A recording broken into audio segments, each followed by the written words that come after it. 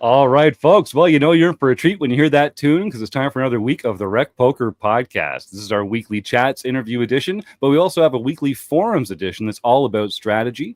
I'm Jim Reed, your host for both. I go by Bluffsterini in the home game and at Rec Poker Jim on socials. And I have the best freaking job in the world talking poker with my friends every Monday night at 7:30 Eastern live on YouTube, where you can join us for free and win a prize just for showing up. Now, I'm excited for this one. We're going to be talking to David Curtis in just a minute. First, I'm proud to share we're brought to you by Running Aces. They are the official sponsor of the Rec Poker Podcast. You can find out more about them at runaces.com. Most of what we do here is free. We're a largely volunteer-based organization, so we really depend on support from our sponsors and from our premium members who take part in our training material and study opportunities for only $22 a month. So if you're listening and you like what you're hearing, you can only sign up for a free account at rec.poker today. All it takes is an email address and a smile. And we love supporting food banks around here. So if you want to check out the perks of our premium membership, just make a donation of any amount to your local food bank, send us the receipt, and we'll happily send you your first month of premium for free as a way of saying thanks for helping out your fellow humans. Now, speaking of fellow humans, you get to know my voice because they let me host the show on Mondays, but I'm only one man, and it takes a whole crew to make the magic happen around here. We call our leadership panel the Wrecking Crew. If you want to learn more about me or the rest of the Wrecking Crew, go to rec.poker/crew, or you can just listen up. You're going to meet a few of them tonight. It's Lorianne Persinger, Chris Jones, Joe Coolis, John Somsky, and, of course, our invisible producer, Rob Gardner, joining me in the booth tonight. Let's start off with Lorianne Persinger. The WSOP is here. And Lorianne, you've been diving right into us. Tell us a bit about what you've been getting up to this week. Oh, you're muted. We are in Somsky mode, I think, to start us off. There we go. Starting off good. Hello, Nice. Let's try this again. Hit I it. had a down and up week, I guess you could say. On Tuesday night, I literally stone bubbled bagging day 2 at South Point in their $300 200K guarantee. But my up came the very next evening when I was informed that I had won a sponsorship, and I'll be playing in the Colossus event on day 1A on Thursday.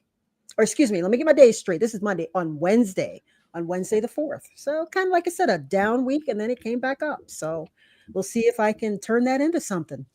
Wouldn't that be something? Rooting for you. Thank you. Chris Jones, you had something fun to share about the series that's going on right now as well. Yeah, I'm just really excited for any of the kind of people who kind of been with this show from the beginning, Minnesota poker players. A Minnesota poker player, Mike Wicklow, is currently, well, may not be currently, but as of when we went on air, was chip leading the Mystery Millions with 7 people left and $1 million up top. So I'm hoping he takes down a bracelet. It would be pretty amazing. That is outstanding. Yeah. We're, as you folks might know, we're kind of rooted in Minnesota. Minnesota is a state that really overperforms its population in terms of poker winnings and excellent poker players. There's way more of them than there should be by the law of averages. So we love cheering on our Minnesota poker players. Joe Coolis, you had something you wanted to throw into the ring here as well, I think. Yep, we are in the month of June, and June is Pride Month. And I just want to say happy Pride Month to all the LGBTQ people in the world, also people in the poker world. I want to say we see you and we appreciate that you're here. I also thought it was, Jim, I was going to give you a ton of credit because I thought that you had booked the guest of the millennium when you brought on David Curtis, because I didn't know much about him, and I looked him up, and he wrote a book apparently called Queer Luck, Poker Stories from the New York Sun, which is centered around poker games in the 19th century New York. And I thought, man, that was a get. And then I realized the book was published in 1899, so it's probably not the same David Curtis. But still, kudos to you for finding that connection and bringing it all together. Wait a second. Did we get the wrong David Curtis? I wanted to talk about Queer Luck, a look at poker in the 19th century. What the heck are we going to talk about now? Oh, boy. All right. We're off the rails. We're off the rails already. Well, let's welcome him in anyway. Let's get David Curtis in here. Thanks, Joe. I love that.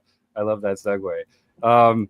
David, I think we may have to just scrap the whole interview. I thought for sure you were this novelist, this author behind the 1899 work, Queer Luck, A Love of Poker Stories. Have I got you completely wrong? There's 2 David Curtises that have written books around poker. And what I did was I was on Poker in the Ears with James Hardigan and Joe Stapleton.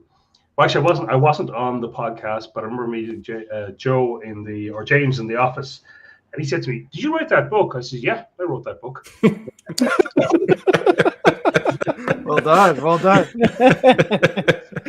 And this is like 2014. So he goes on the podcast and he goes to Joe, "Do you know Dave Curtis, the guy that works in live events?" You know, because yeah, he wrote this amazing book. You know, so and they went off to discuss for about 5 minutes, and then the next day I messaged James and said, "Mate, I didn't write that book at all." He was like going, "You such and such," you know. So. That's beautiful. Yeah, it's not just Stan Pat. There's a couple of Dave Curtises out there. You're active in the poker world. This is kind of like Chris Jones. There's like a million Chris Joneses out there. Hold on a second. There's only one Dave Curtis. Okay. Oh yeah. Great point. Great. Well said, David. So if folks don't know, so let's dive right into it here. So I've had the chance to meet you a couple times at some live events around the globe, really. But if folks don't know who's the Dave Curtis, how would you define your own role in the poker world today? Last time I saw you, Jim, you were in a dress singing "Gloria Gaynor," "I Will Survive." No lie, that is correct. Yeah.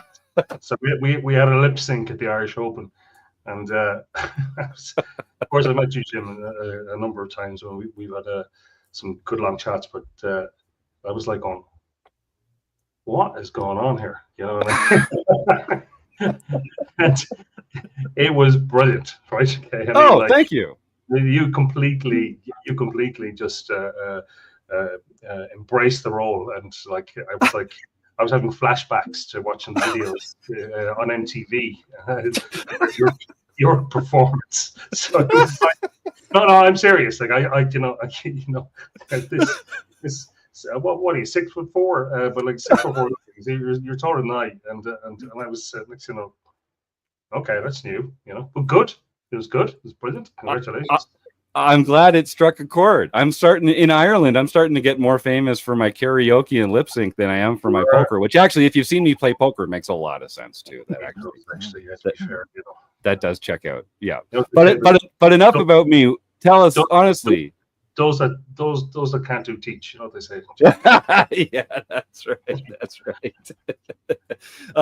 But I want to know, you've been a player, you've worn a lot of hats in the poker industry, you've worked on live events.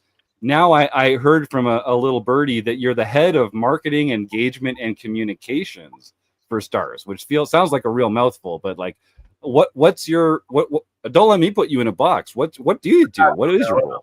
Look, at corporate worlds tend to give you these titles, so like sometimes somebody says, what do you do? I'm a transparent maintenance wall technician, which is actually a window cleaner. So I mean it doesn't actually, some of these titles are a bit strange, but yeah, I look after, which is, I suppose, from the audience's point of view, I look after PR. I look after the Team Pro. I look after the blog, the Learn store. I look after the merchandise store, which we've got some pretty cool stuff if you guys want to go have a look at it.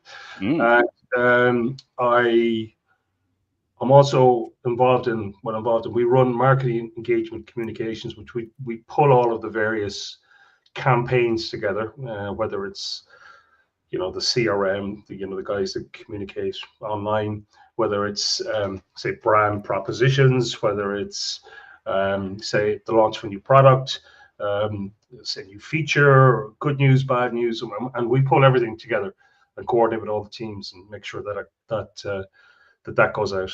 And I suppose my favorite part of the job is we are responsible for live event marketing, which is the fun side of things. So yeah, and look, in previous iterations, I was a live event manager for PokerStars for a number of years. So I'd say the vast majority of my career.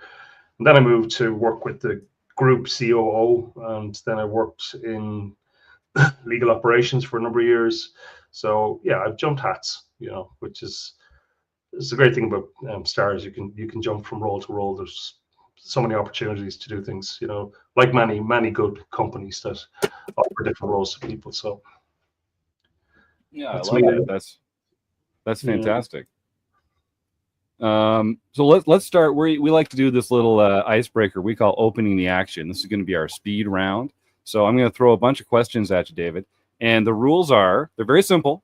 That your answers have to be quick, short, and honest. You can say pass if you don't feel like being all three of quick, short, and honest. Okay. And then we're gonna we'll know when we're at the end of 2 minutes, because you'll hear the buzzer. And in the meantime, we're just going to kind of roll through and see how many of these we can hit. Are you ready, David Curtis? Bring it on. All right, opening the action with David Curtis. We start with an easy one. David, what is your favorite poker hand? 2-7 offsuit. Is poker a gamble or a skill game? Skill game. What's your biggest poker pet peeve? Misogynistic behavior at the table. Is Die Hard a Christmas movie? Yes. Is Ace King a drawing hand? Yes. Is a hot dog a sandwich? No. Do you prefer dogs or cats? Dogs. Easy. What's what easy? What's one thing that you are afraid of? My mother. I'm afraid of your mother too. Tournaments or cash? PLO cash. Should vacations be lazy or busy? Busy. What's one thing you complain about in your life? Pass. Playing live or online? Live. Pineapple on pizza, yes or no?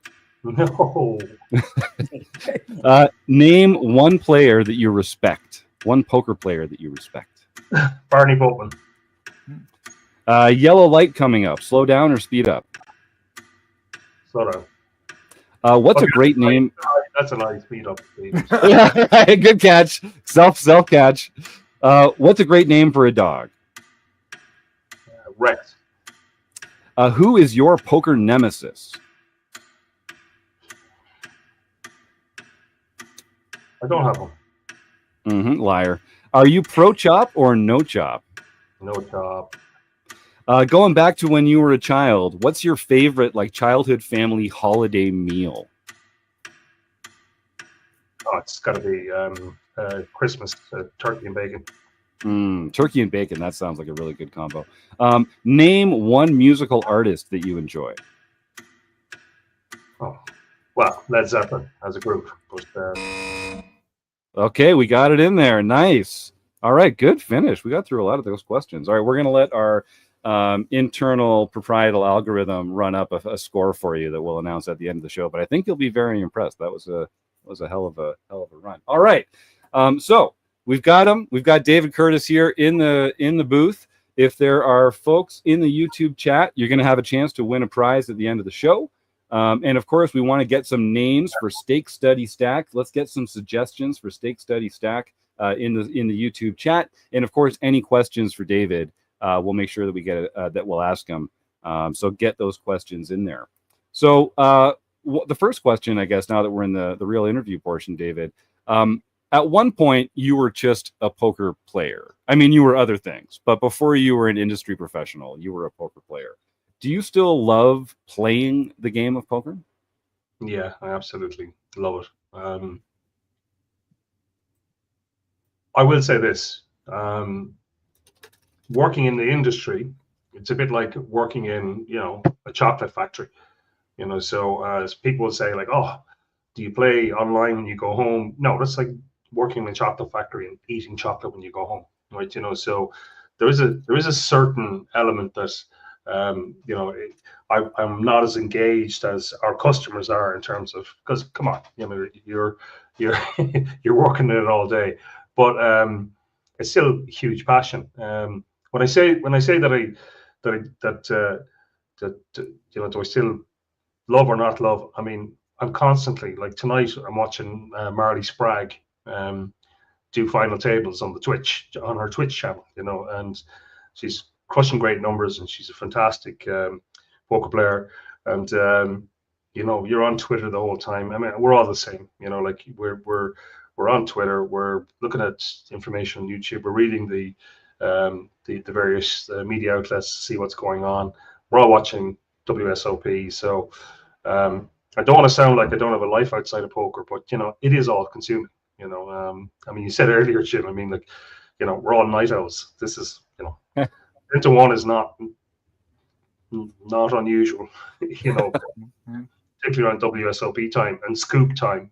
So when you're watching all our guys playing and you're into it, but yeah, it's I still love playing. So. That's great. Well, I appreciate. I'll share with our audience. If people can't tell, our man David here is all the way across the pond, so he's staying up late over there by mortal terms. But as you're saying, poker players are used to that kind of stuff. Lorianne, jump in. I know you got a couple questions. I definitely do. We're going to start out with the tough one first. Please explain the King 7 offsuit being your favorite hand. Deuce 7. Oh, oh, okay. I heard King 7. Well, Deuce 7 makes it even more interesting. So please, can you elaborate on that one? So, interesting story. A number of years ago, myself and a couple of pals won seats to go over and play the WSOP, and I'm not even going to. I think it was 1994 or 1993.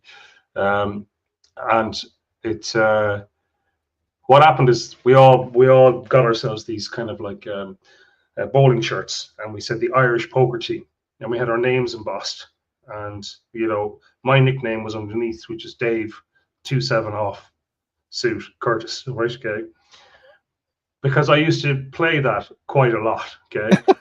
And then I'd flip it over, so I got the reputation of being this notorious bluffer. Right, so, and everyone called me 2-7 offsuit, but then I would just knit up. Okay, so it was kind of like I built this reputation of being a lunatic, and then what I'd do is just completely knit up, and then every now and again show a 2-7 offsuit.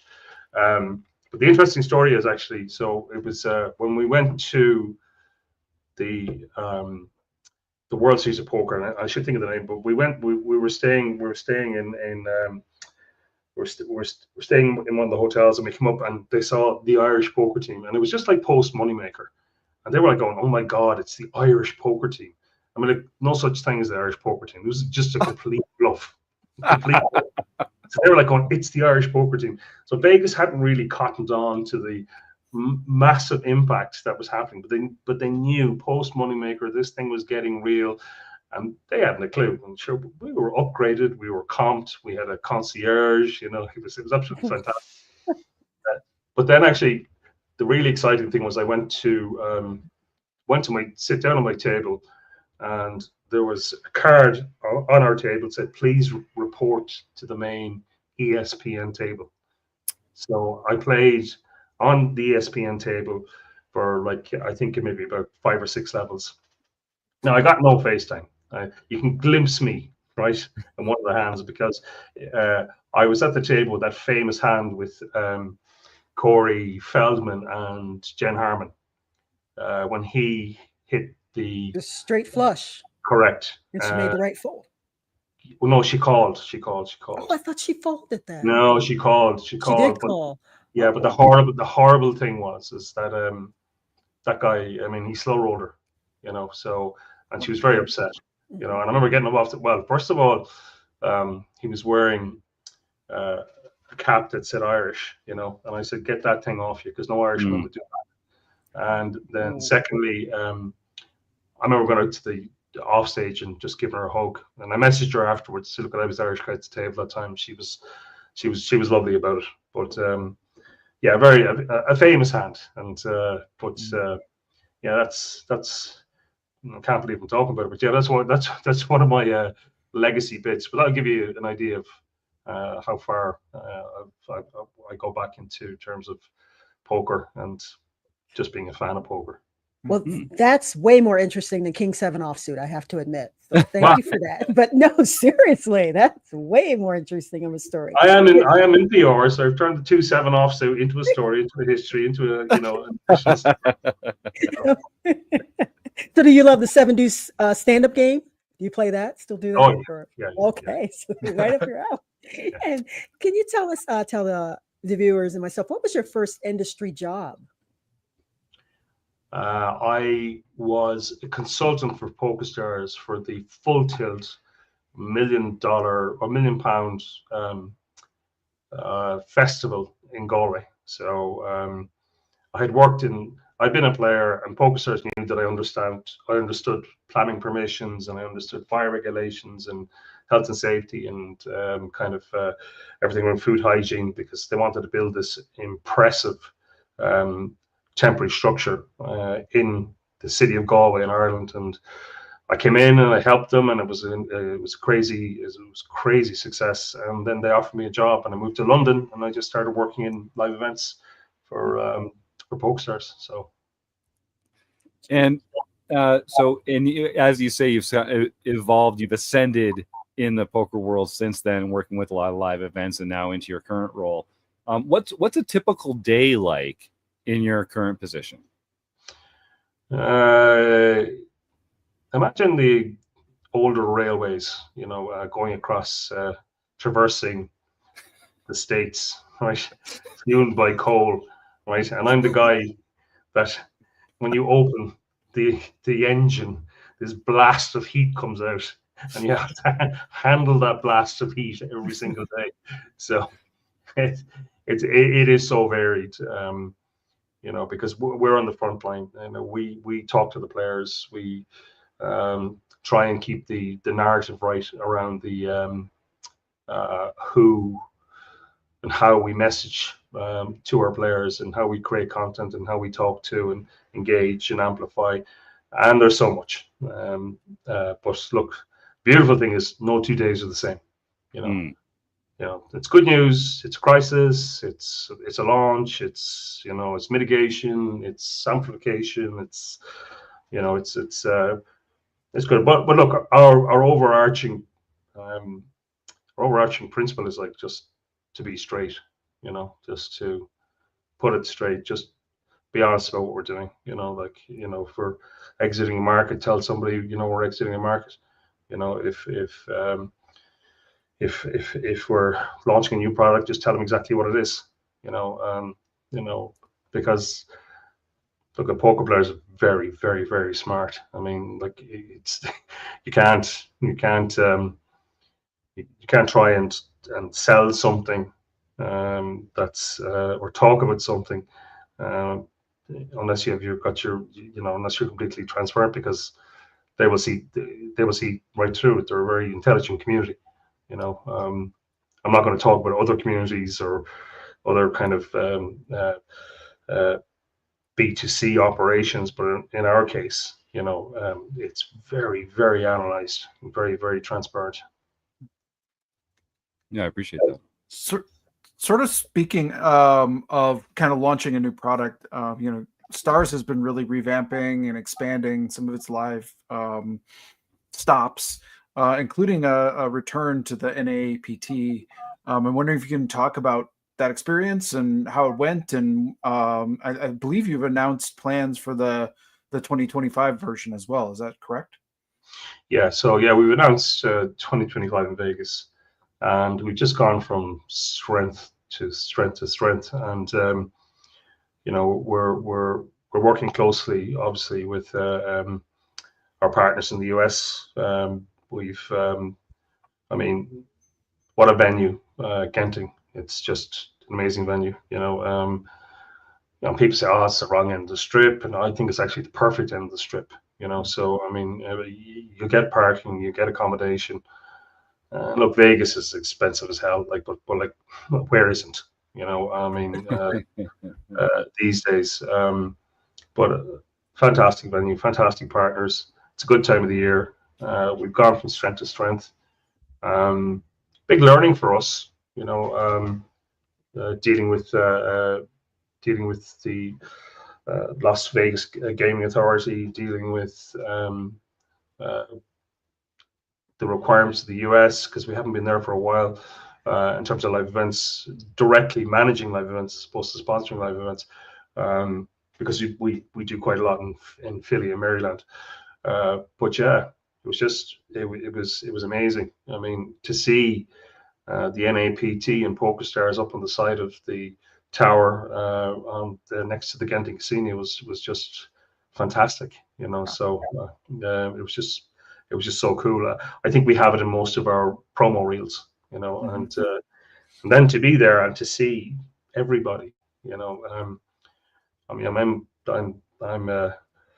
of the older generation, but to see, you know, Phil Hammett, you know, Phil Lack, Antonio Esfandiari, you know, all of these powerhouses of which are the you know, the building blocks of the legacy that is poker. You know, I've left out about 100 names there, but it was just brilliant, you know, just to be shoulder to shoulder, you know, which is something I always say to people when they ask me about like live events, etc., etc. And I would go, well, listen, if you're a golf fan, you know, or if you're a basketball or NFL fan, you're never ever going to get to play with those heroes. You're never going to get to play with those heroes, but you can actually get yourself staring at Jason Kuhn, right, trying to, you know, 4-bet him, you know, and that's just that to me was always the most wonderful thing about poker, you know. So to hear all these stories and everybody craft all this narrative, and then to be able to sit down and just, you know, I beloved Phil Ivey off a hand, you know. Right. We saw it in rounders, you know, where Matt Damon, you know, bluffed Johnny Chan off a hand. I mean, you know, that type of storytelling is fantastic. And look, it all goes back to what started in the US, you know. I mean, it also started in the UK with late night poker, with, you know, I mean, I see this guy Rob Gardner who's on this thing, and I was thinking, well, was that the same Rob Gardner? You know, but it was involved back with late night poker and UK poker, and hence when I said Barney Bolton, it's been my favorite poker player. You know, but when he was on television on late night poker, and then winning his WSOP bracelet, and then when he won the EPT in Paris, I mean, I won't lie, there was a tear in my eye. You know. And particularly because, you know, he's of the what we call the silver dollar generation, you know, so without any solvers, you know, without any training courses, just pure instinctual play, you know. But look, I've gone off track on the question about the NAPT. No, I appreciate, and you know, it is that legacy that I'm really excited. I hope the NAPT is just kind of only just going to get bigger and better and grow as we go. I wanted to follow up. This is a question actually from our YouTube chat, but it kind of corresponds with my question here. Eric Ebson is wondering, and I kind of had a similar question. He's wondering, what is your favorite Poker Stars stop? And in parentheses, he says, you can't say the Irish Poker Open.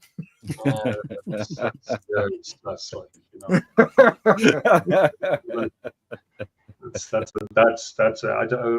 Does this person know me? Yeah, that's a good question. Eric's a regular listener. We've been pretty big fans of the Irish Poker Open around here for the last while, so no surprise there. I would say recently, Malaga in Spain was amazing. You know, what we did last year was we combined what was the UK IPT and the Australia's Poker Tour, and we did a whole, you know, Brits abroad, Spaniards having fun.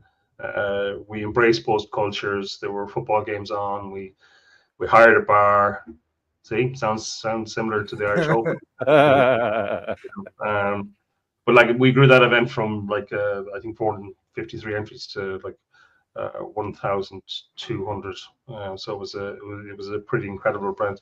I mean, Paris is amazing. Barcelona is Barcelona.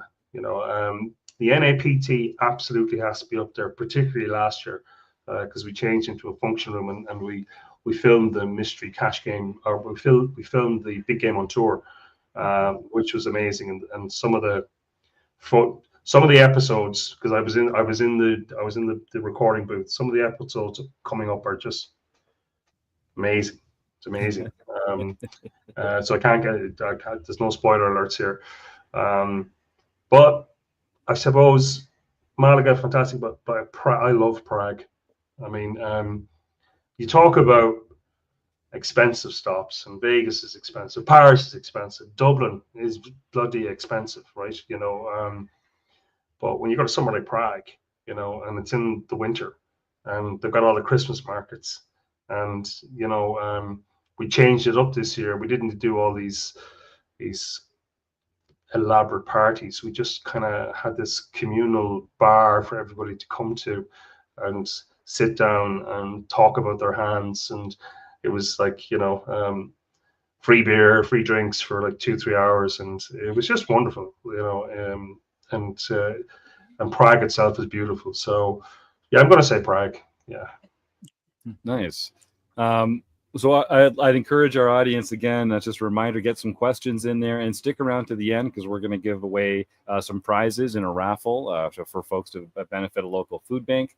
And if folks want to donate towards what we're doing here at Rec Poker to help us out, you can go to rec.poker/support and find some great ways to help us out without dropping a dime, or by contributing financially. There's lots of ways to help us out.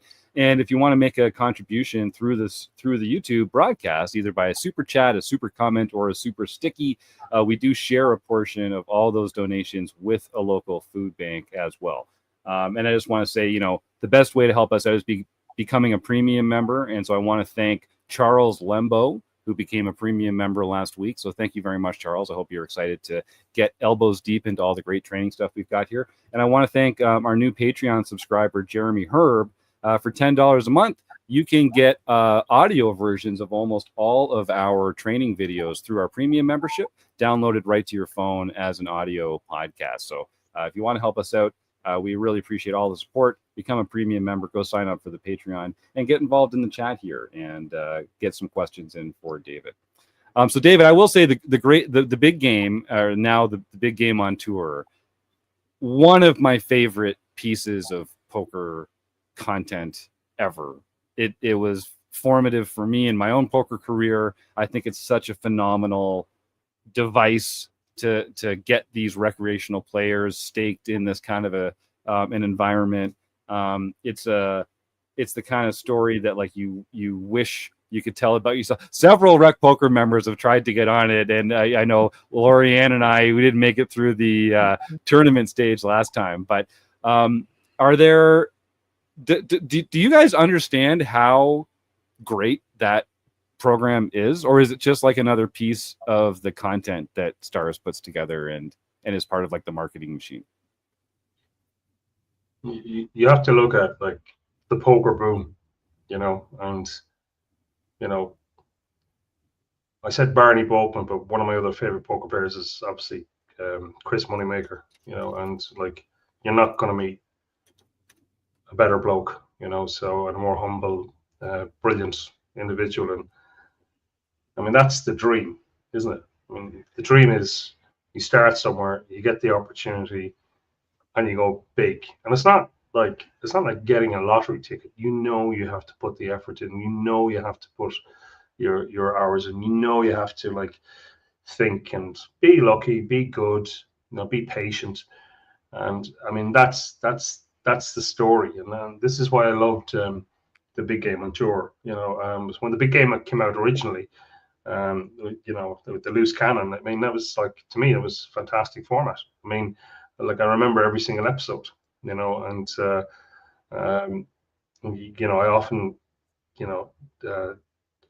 slag off Lex Feldhouse from being this young guy to being the silver fox that he is now. But man, he's still such a handsome guy. I mean, I don't know how he does it. I look at the intro picture you put of me. I mean, that's 10 years ago, so I think I might need to update that. But the handsome photo, though, I will say, David, you jump off the page. Yeah, you can Mickey K. McKay, who's Jessie May's wife, took that picture. Ah, we all remember Jessie May. Yeah, so it's an amazing piece of content. Like I saw Game of Gold come out, and I was hooked. I actually thought, like, well done, that's fantastic content. Yep. I really enjoyed it, and I was going like, kudos. Okay, look, it's a competitor's brand, but it's good for poker. You know, it's good for poker. But you know, I knew we'd outperform them. You know, when I say I knew, you know, Francine Watson, you know, poker industry person of the year. Yes. She knew, you know, and she pushed hard, and you know, businesses evolve. So like different ownership. You know, you're going to have different people coming in from different areas. Francine's got 20 years in there, and she was like, "Oh no, this format works." So, do we know if it works? And yeah, absolutely. You know, it's absolutely. You know, absolutely loved it. But even when I was watching behind the scenes, and then there's separate elements. James, Joe, Sam Grafton did. They actually did every card. They did hand by hand analysis. I think Griffin was in there as well. And now you need to be a really dedicated, you know, aficionado, or you need to be, you know, a brand new considerer that wants to get into the layers upon layers upon layers, you know, which is brilliant. You know, recently, you know, and I shouldn't again call out competitors, but Winamax released Adrian Mateus playing, I think it was a WSOP, and they brought in an AI dubbing element, which translates him into English, you know, and it's fascinating to understand the thought process of some of the best minds in the world, you know. So I spoke about 2013 for the Full Tilt Poker Festival. I remember succinctly Gus Hansen. He was a Full Tilt pro back then, and he sat there. He played every single tournament, and he transcribed everything, and then he released his book. You know, his hand per hand analysis. You know, and if anybody ever wants to, you know, get in and look at the games constantly evolving. You know, so what was relevant back then is probably not relevant now. You know, it's but it's still a fantastic analysis. So, you know, if we do this, if our competitors do this, it's just great for the game. You know, it's great to transition to have somebody to go watch a piece of content on YouTube, see who that team pro is, follow them, see do they have Twitch channels, do they have blogs, you know, who they talk to, where else they are, and you know, it's just good for poker. You know. Yeah, in fact, you mentioned. I'm sorry, Rob. I know Rob's got something queued up here, but you mentioned like the Big Game on Tour, Game of Gold, and Inside the Mind of a Pro. And I do feel like those are the three best available like poker content out there in the world today, and they're really all very, very excellent for different ways. Excellent. Yeah, sorry, Rob. Jump in, boss. No, you're good. So David, here on the Rec Poker podcast, they have the producer ask the really tough questions because his face isn't on the screen. So I'm gonna ask these next two questions. I'm gonna word them carefully to try and not put you in a box and give you the best chance to give us an answer potentially. So here's question number one. You mentioned earlier how the poker players are really sharp, so you can't get anything by them. You like to be really face up.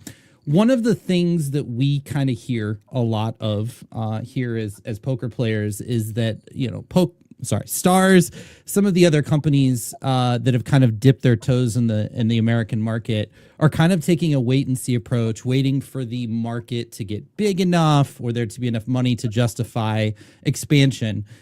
In the next 3 to 5 years, is there a chance we could see Stars expand either in the regulatory market in the states that have passed it or potentially in the sweepstakes market like WPT is doing? Okay, so we're not interested in the sweepstake model, you know, and, you know, this is public information that's out there. A lot of regulatory bodies in different states are, you know, kind of pursuing not having sweepstakes models, you know. So look at we're a New York stock exchange listed entity, so it's not just about PokerStars, it's about our wider brands, you know. So, and you guys know we're part of the Flutter family, which is FanDuel, which is again significant. Initially CSAL, significant. I can't name them all. UK&I, Skybet, Paddy Power, others. So we're not going to tip or put our toe into any gray areas. But I can tell you, and like there is at some stage a future where ourselves and FanDuel are combined, in terms of poker offerings, which immediately opens like huge shared liquidity across the US. It's not something we're going to immediately rush, and it's not something I have absolute visibility on. Sure. But it's something that has been openly discussed. The US is a hugely important market to us, and our DNA is imprinted on the Canadian and the American market. So how we do it, if we're going to do it, we're going to do it right. We're not going to shortcut through kind of like, okay, well, nobody's really picked up on this, but yeah, 3 to 5 years, I'm going to say even sooner, we should have a very significant footfall or footprint in the US. That's very exciting to hear. And then I have a follow-up question for you. We've been saying stars instead of the official name, and it's not because we're embarrassed about the name. It's just we're trying to give the stupid algorithm the best opportunity to get this out here and let everybody hear this conversation. What information do you have, or have you heard? Do you guys have any contacts at YouTube? Everybody seems to be fighting this new algorithm that is just hypersensitive. I know PokerStars has had some streamers get banned, even though, to my knowledge, PokerStars is, I said it once anyway, there you go, is one of the sites that is approved under the list of sites that YouTube approves. What are you guys hearing? Is there any info coming into you guys? Have you had any opportunity to talk with them? What do you know? Yeah, we like so the recent banning was Spraggy, Ben Spragg, who was surprisingly popular in the US. A lot of his reach, a lot of his content is there in the US, and of course he's married to the lovely Marls, so who's well known in the US as well. I think YouTube are like any massive company, like they have so many categories and subcategories, and their algorithm runs to try and catch all. I mean, they're trying to do the right thing, but we are a whitelisted company, so occasionally mistakes happen. Now it wasn't ideal in the middle of Scoop, for us. But we made the appropriate contacts. We explained our scenario, and they unbanned Spraggy. So it's I mean, look, there are other platforms out there that are trying to leech off YouTube, by embedding content that's is promoting their product, and understandably they've got to defend who they are and what they're doing. I mean, YouTube have been brilliant to us. The social media team have built up a massive following on YouTube in terms of content. Our team pros have done exceptionally well in all markets, but we obey the rules. This is content. We're not saying download now, get a $50 bonus. We don't do that. The issue is that other sites do. So I think when the algorithm hits them, they say poker, they say live, they say it's going to happen. But I think people just need to be cognizant of what they say and how they say and how they're monetizing and their audience. Who are their content creators? Who are they talking to?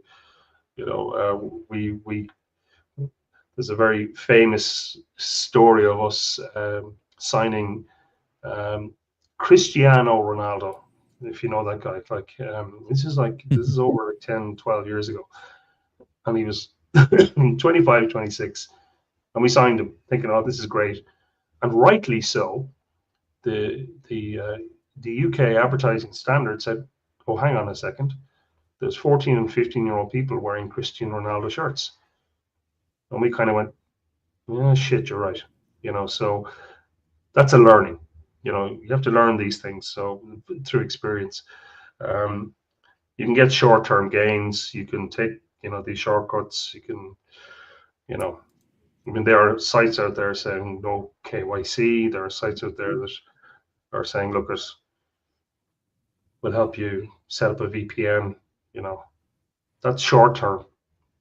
It's not good for the business. So we're happy to look at a long-term strategy. Even if other sites are monetizing better. So, yeah, I hope that answered your question.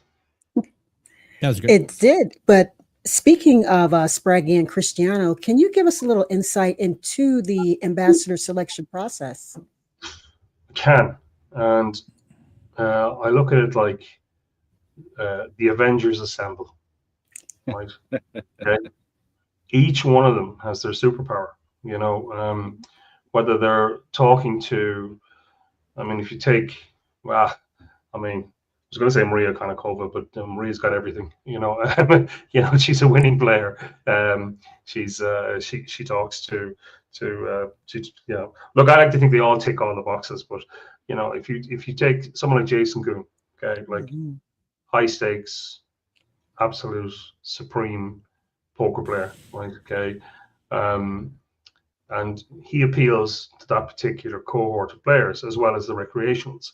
But if you've got like someone like Ben Sprague who talks to the mid stakes and the low stakes, he's lucky, but he's still friends with all the high stakes. He's primarily streaming and talking to that particular cohort.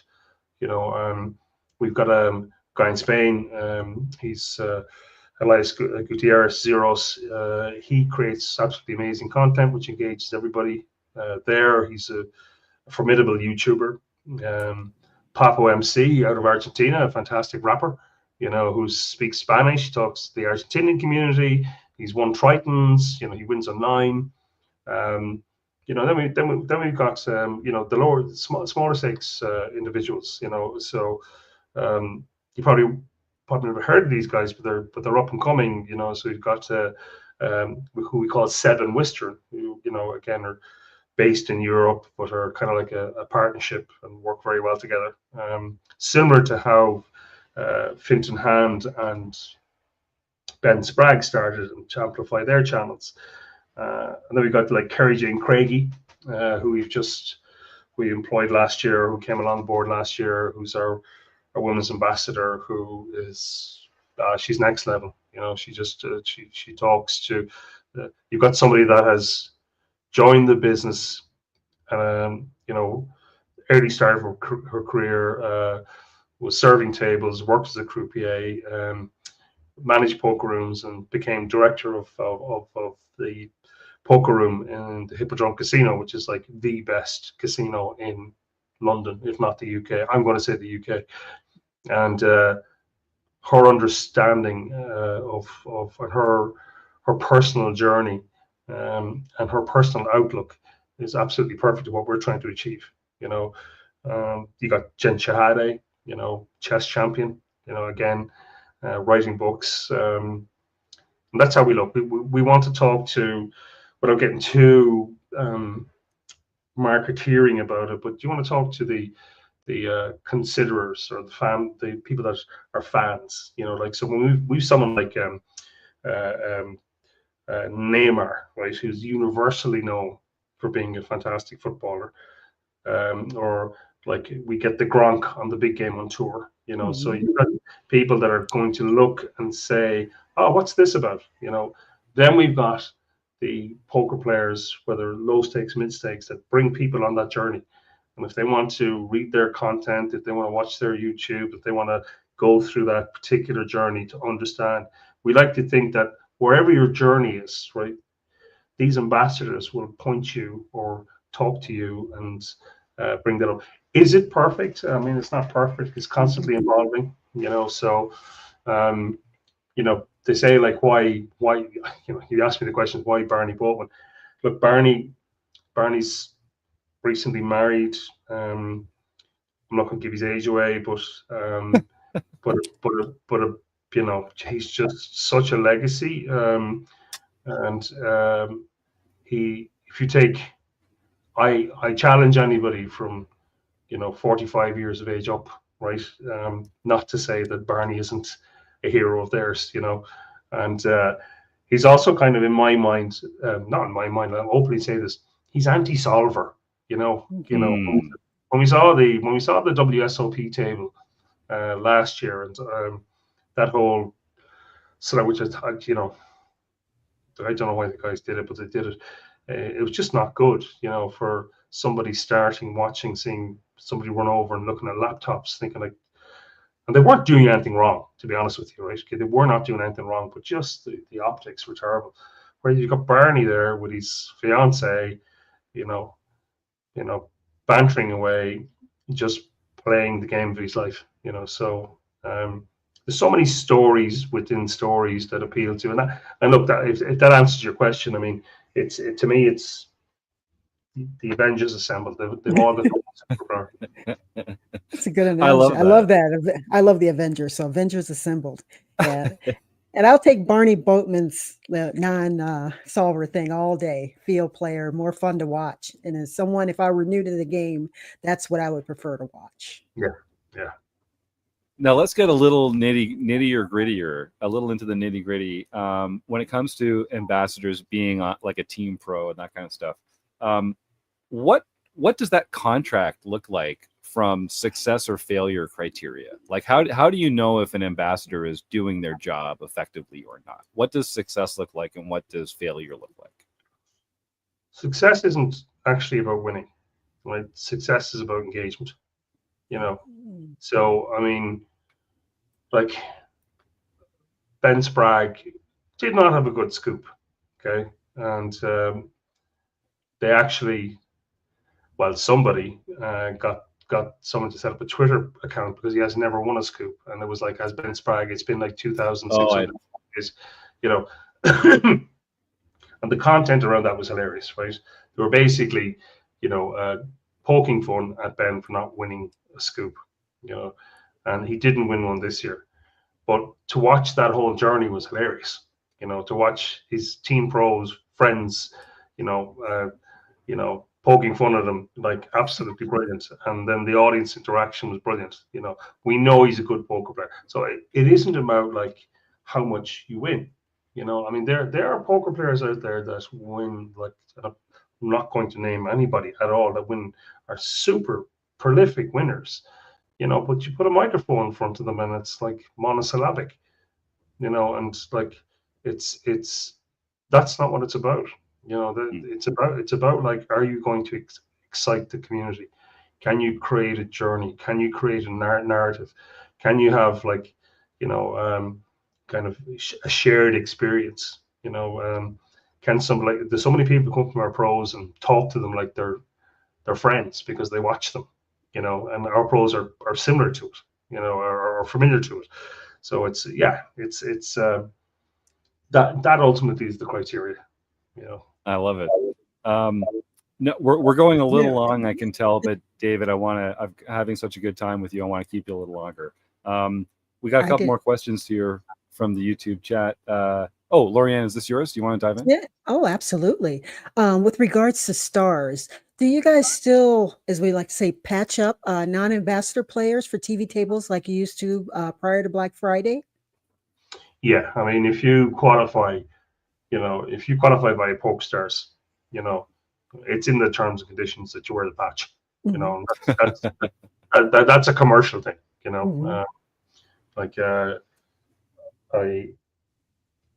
I remember my good friend, and I will say my good friend Darryl Carney. It was around the time of when we did away with the Supernova Elite Awards, which was, it was a bit that was a bit of like, throwing away the pin and keeping the grenade in your mouth move. But at the time, I remember Darryl Carney qualified for the UK and Ireland Poker Tour, and he went, and I said to him, "You have to wear the patch," So, and like, again, we were just having fun with each other, and he looked at he showed me the terms and conditions, so I showed him terms and conditions, and then what he did was he took off the patch and he turned it upside down, and likened it to the American flag being turned upside down when it's in distress. You know, so, but that's Dara. He's very clever. Dara's, he's super clever. But yeah, no, we do look, if we're going to create content and somebody's going to play an event for us, we will say, look, wear our patch. It's as straightforward as that. Yeah. Now, I'm glad you mentioned Dara, because we've talked about ambassadors. I wanted to get into some anti-ambassador talk a little here. So, who is poker's greatest villain, and why is it David Lappin? David Lappin. My journey with David Lappin is I think about 14, 15 years, and my condolences. I find it hard to say anything negative about David, but I did break up a fight between him and somebody one day, you can. I'm right here. You can tell the story. I had him down on the ground. I think David would have. No, we've a lot of stories between us, but. And congratulations to the guys, and they just got their WPT Global Tour deal, and they created a lovely bit of content about it. But I've been speaking to David, he's a fantastic sounding board. Like, if I want independent sounding board advice, he's a good person to talk to, and I know his deal with WPT is like he's just going to talk as they always do, I think WPT been very good and said, look, just do what you guys do, which is, pretty independent, and it's, it's great. It's great. So now I want the record to show that I set you up to really take a dump on David, and you've disappointed me greatly, David. This is maybe the only time you've ever disappointed me in our time together. And I have to go on the record and be honest about that with you. I think Dara or David once said, like, what do they say? They say, like, yeah, I'm one of the few people that is completely and utterly piss taking and insulting face to face, but I'm always the kindest behind their back. So that's the good side of it to be on. I respect that. That was a lovely compliment. I think Dara made that compliment. But look, if he was on the call here, I would tear him asunder. Yeah. We'll make sure to patch him in next time.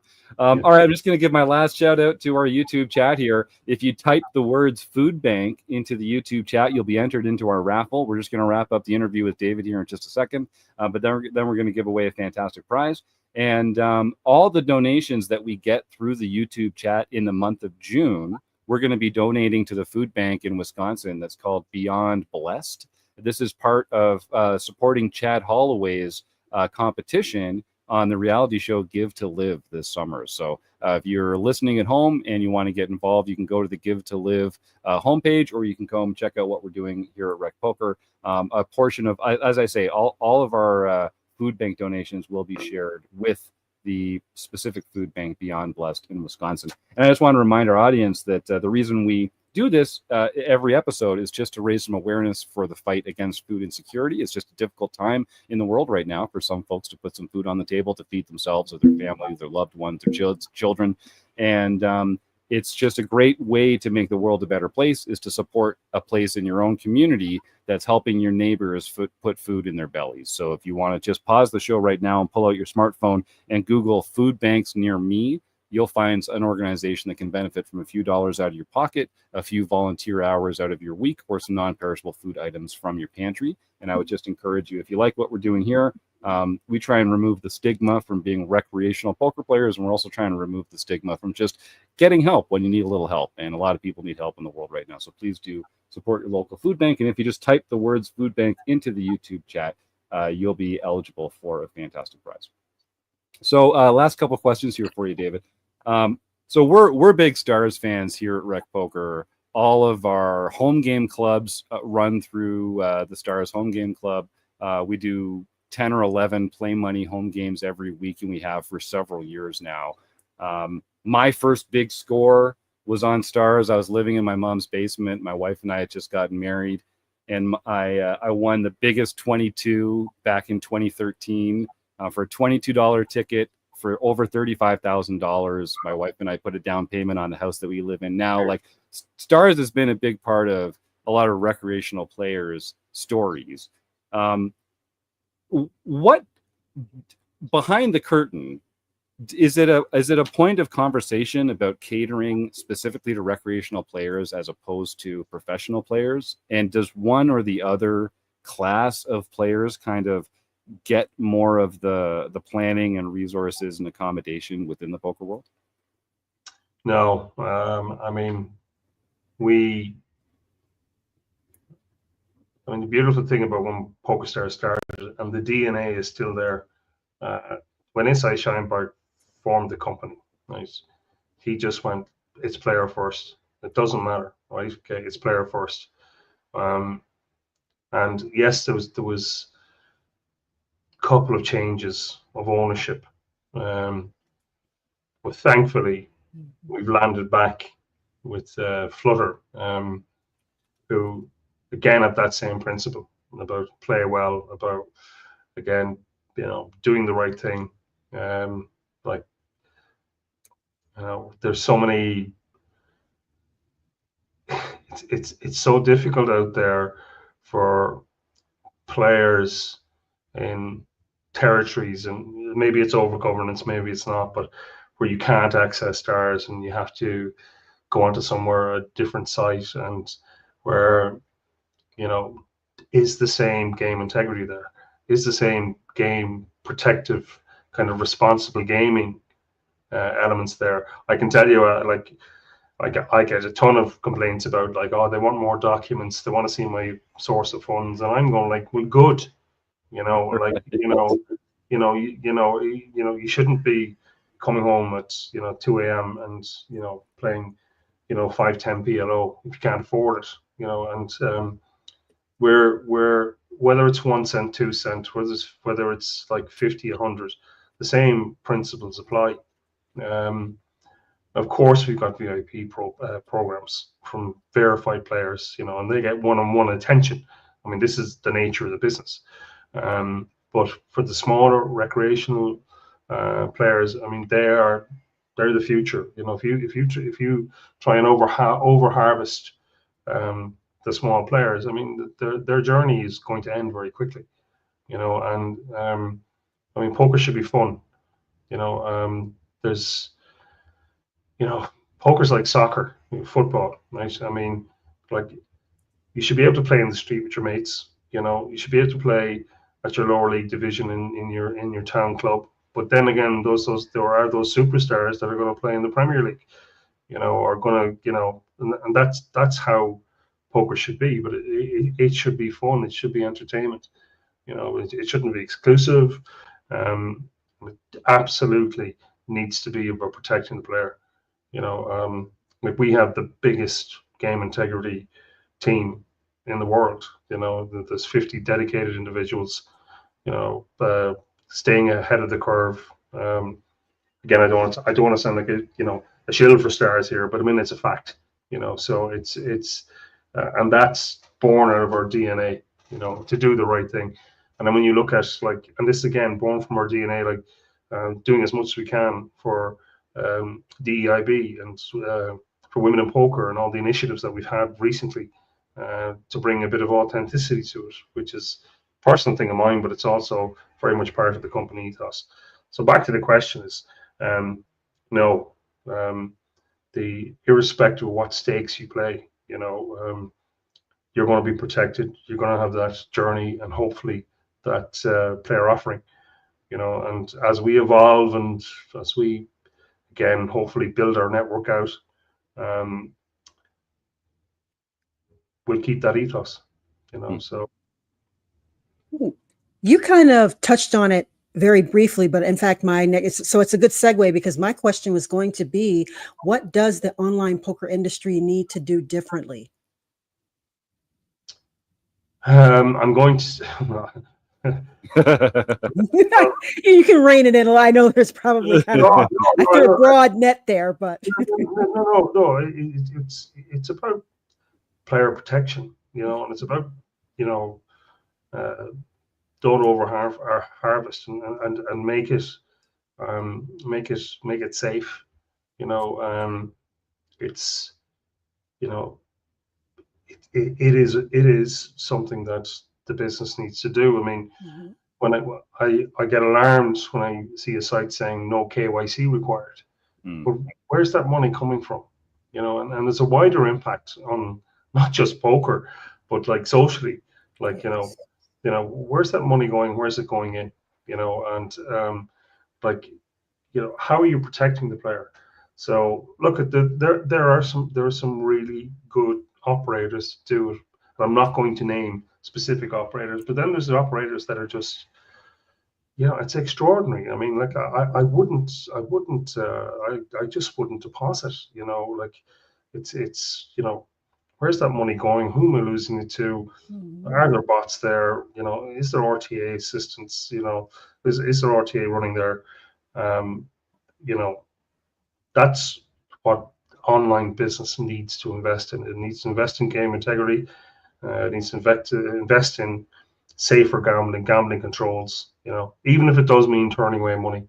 But I mean, that's the responsible element. If somebody can't afford to play at those levels, you shouldn't take their money. It's very simple, and that is part of the it's not just PokerStars, but Flutter's guiding principles.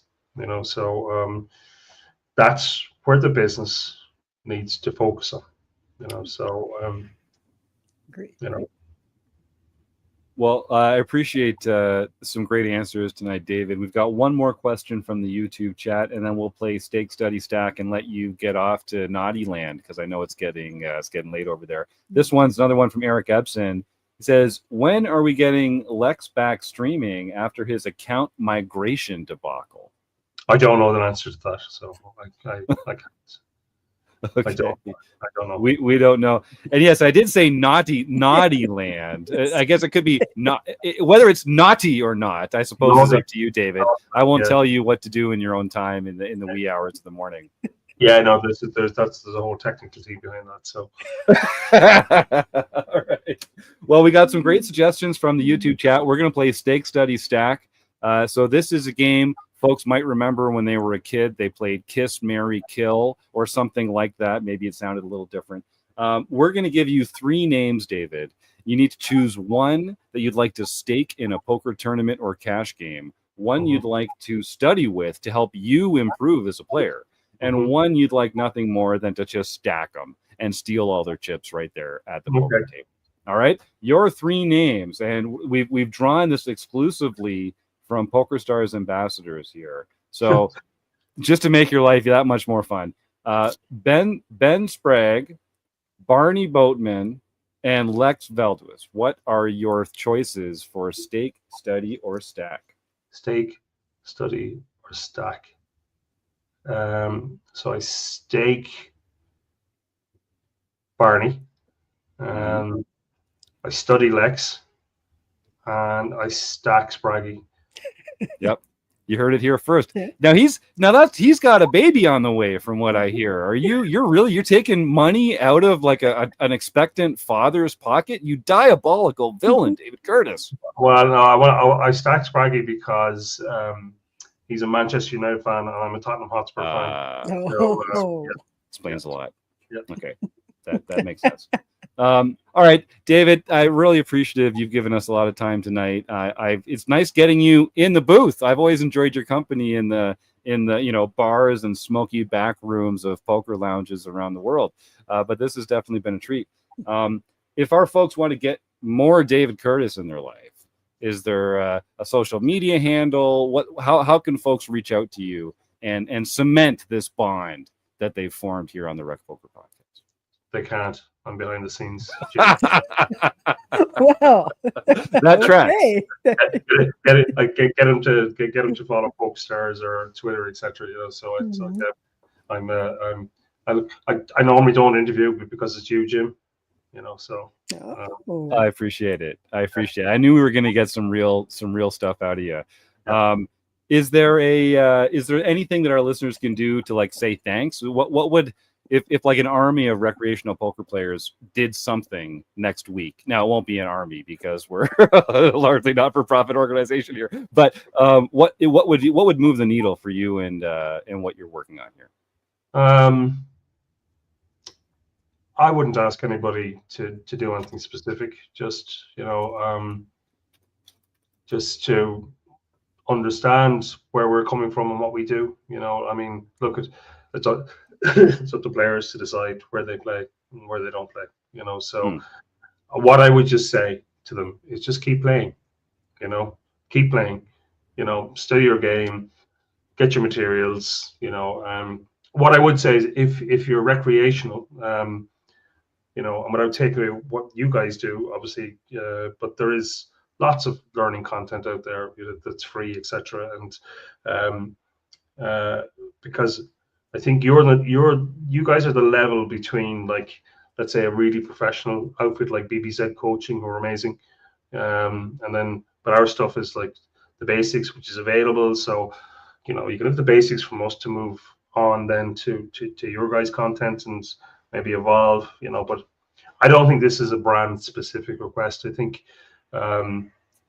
there's a lot of good out there. There's a lot of entertainment there. There's a lot of communities out there that protect poker players, and just make sure you nestle into the right one, such as Rec Poker. Just make sure that, look, you're surrounded by good people that want to do the right thing.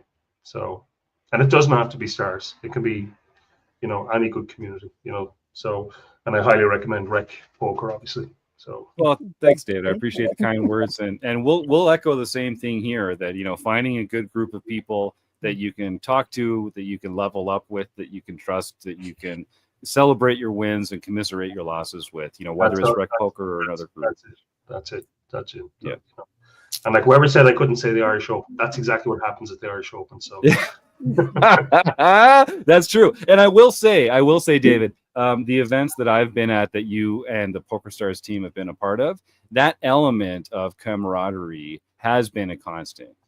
So it's obviously something that you and the team there take very seriously, and I think it reflects well on you, and it definitely reflects well on the events themselves. So count on seeing me at several of these over the next little while, and I'm looking forward to getting to put a cold drink in your hand, hopefully one of these days again soon. So David Curtis, without further ado, thank you so much. Go get some sleep, you absolutely glorious bastard. This was a real pleasure, and I hope to catch up again sometime real soon. My pleasure. Thank you. Bye, All David. right. Well, that was David Curtis. I knew we were going to have some fun with him, and he's right. He doesn't really get out in the limelight often. He's kind of a behind-the-scenes guy, but I really appreciated him taking some time and taking us behind the curtain a little bit into some of these interesting elements of the poker industry, and specifically the online poker industry. All right, John Somsky, why don't you notify our audience about some recent home game winners? And this is your last chance, folks. If you want to get entered into the raffle, just type the words Food Bank in the YouTube chat right now, and then we're going to give away a couple fantastic prizes in just a moment before we roll on out of here. John, take it away, boss. All right. Well, on May 26th, Killy 19341, Rich Deakins got his first nightly victory for the year. Les Paul 99, Michael Pinciero got his first nightly victory for the year. Graphic 16, Roger Schutte got his first nightly victory for the year. Stewie 13, Stuart Carriage got his fourth nightly victory for the year. Cosmo Girl KW got her first nightly victory. I think that's her first lifetime victory. It is. Congratulations, Christina. Sorry, I just got to dox my friend Christina, who won her first Rec Poker home game. That's fantastic. Christina was the winner last week or the week before of the Ramp Poker video package, along with some training coaching sessions with Rob Gardner. So I wonder if those contributed to her immediate turnaround. And, I'm certain it didn't hurt. I cannot take any credit, Jim. It was all your coaching, my friend. Because we meet for the first time next week. So. Oh wow! Congratulations! All right, that'll be great. Anyway, congratulations, Christina, and all our winners. Sorry, John, you were continuing. Roadstar 33 got his sixth nightly victory for the year. Jack Flack. Brett got his first daily mixed victory for the year. Brome Crusher 14, Marcel Dusick won his 5th international victory. Rick the Good Dog got his 5th international victory.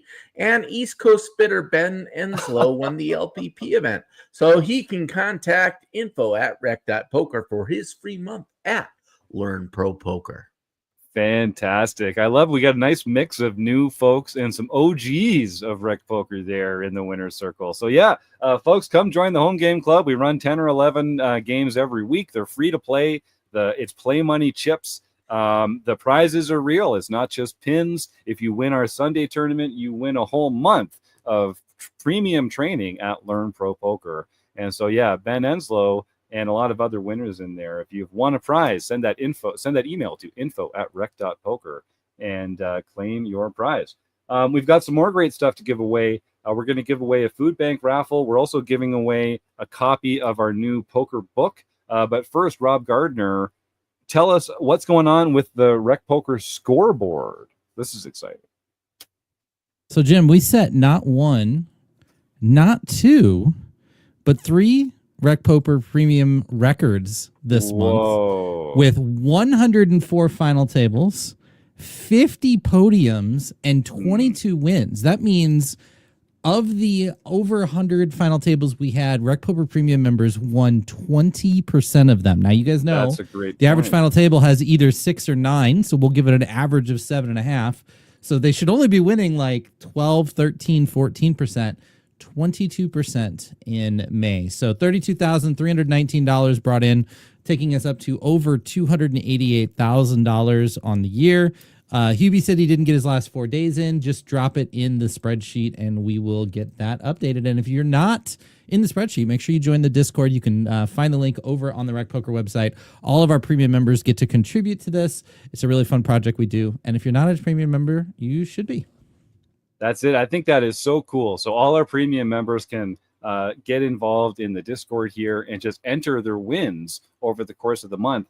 And that is crazy. So just Rec Poker premium members have cashed for almost $300,000 just in the month of in the year of 2025 alone. So we're just getting into June here, and we haven't even gotten into like the big series seasons yet. So that is really impressive. I love this feature, Rob Gardner. Thanks for putting that together. We started tracking our premium member successes last year, and I just think it is so cool to see how some of these premium members are taking the training material and study opportunities we put together here and just applying them on the felt and kicking butt. And I love that point, Rob, about disproportionately winning when you make it to the final table, because that's the kind of stuff that it's hard to practice. It's hard to just learn by experience. Putting some study in on the front end of that, boy, that can help a lot when it really matters most. So congratulations to all our winners in the home game club, and congratulations to all our winners here in the premium membership. And I'm so proud of this group that we have over here. So that's fantastic. We got a bunch of people entering the words food bank. Why don't we give away a month of premium membership here at Rec Poker to one of our lucky audience members. And then we're also giving away a copy of a fantastic new poker book that Rob Washam, who couldn't make it the show tonight, is beginning in our book study around here. So let's see that famous wheel of fame and fortune and see who our food bank winner is going to be. And if it comes up on food bank, then I will donate $20 of my own money to a local food bank here. And it's going to, all right, so I'll just make a note. Uncle Jim's got to dig deep and pull out another $20 this week. I couldn't be happier to be supporting my own local food bank here in Cobourg, Ontario. Let's run it again and see who's actually going to win a free month of premium membership. I got to ask Jim, do I remove food bank or do we double down here? Let it ride, baby. I would not. Okay, all right. Let's hit Snake Eyes like 6 times in a row. Nothing would make me happy. Okay, here we go. Nothing would make me happier. Let's see who's it going to be. There's no downside for me. I thought we were going to not bamboozle Phil, but we did. Congratulations, Eric Ebsen, who got some great questions in there in the YouTube chat tonight. So Eric, send your email to info@rec.poker. Because Eric is already a premium member at Rec Poker, he's actually unlocked a whole new tier of prizes. If the winner isn't a Rec Poker premium member, they get a free month of premium membership. But because he's already a premium member, Eric, you're going to be able to choose from a free month of membership at some other fantastic learning partners of ours. So send that email, info@rec.poker. And let's give away one last prize before we roll on out of here. Yeah, info@rec.poker. That's it, Eric. Thanks for checking. So this is for our book study. We only got 4 entrants in this one, which is fantastic odds for anyone who's taking part in it. Let's roll the wheel and see who the winner is going to be. So this is Rob Washam. Every 2 weeks runs a book study chapter by chapter through different poker books. One of our longtime members and a regular in the book study, Rich Deakins. All right, Rich, send that email, please. You can work right with Rob directly. It's rob@rec.poker, and he'll get you set up with your new copy of the next book that we're going to be reading in the Rec Poker Book Club. So I'm super excited for that. And let me see. I think that might be all that we have to give away and all that we have to celebrate, except that you got to know. Oh, jump in there. See that Phil got bamboozled again, so the streak continues. That's important to point out. Poor guy. It's just no one's got it tougher than Phil. I mean, MSPT trophy winner. Is that how we're supposed to say it? Phil Razor? Yeah, our super shiny premium member. I want to shout out again our sponsors, the Running Aces Hotel, Racetrack, and Casino. They've got a holiday double stack tournament coming up. That's on Friday, July 4th. If you're not down in Vegas, get yourself up to Running Aces at 10 a.m. It's a $200 buy-in with a 24K starting chip stack, and that's their holiday double stack tournament schedule. The next one is on the 4th of July, and then less than a month later, it's Rec Poker at Running Aces. So we're going to have all sorts of fun Wrecking Crew members out there. There are events all weekend on August 1st and 2nd. There'll be some social events on the Thursday night and the Sunday morning as well. So you can go check out all the details at the Rec Poker calendar. There'll be a flyer up there with tournament details and other stuff that's going on. There's also going to be some great opportunities to help local food banks in the state of Minnesota. And check that out, folks. We have so much fun at Rec Poker weekend at Running Aces. And the next one is right around the corner on the first weekend in August. All right. Well, I think that's it for us, gang. If you're a premium member, you can come and join in about 5 minutes. We're going to start recording the forums edition of the podcast. If you go to the website, again, just go to rec.poker. Right at the top, there's a calendar with all the events that go on every day of every week, and get clicked in on that and join that conversation. Otherwise, I want to thank David Curtis for his insights and his time. Of course, our fantastic panel, Lorianne Persinger, John Somsky, Chris Jones, and Invisible producer Rob Gardner. Everyone in the YouTube chat, you were so much fun. Thanks for your contributions. All our Wrecking Crew members, our premium members, and you, the listeners at home. We'll see you next week on the Rec Poker Podcast. Good night, everyone.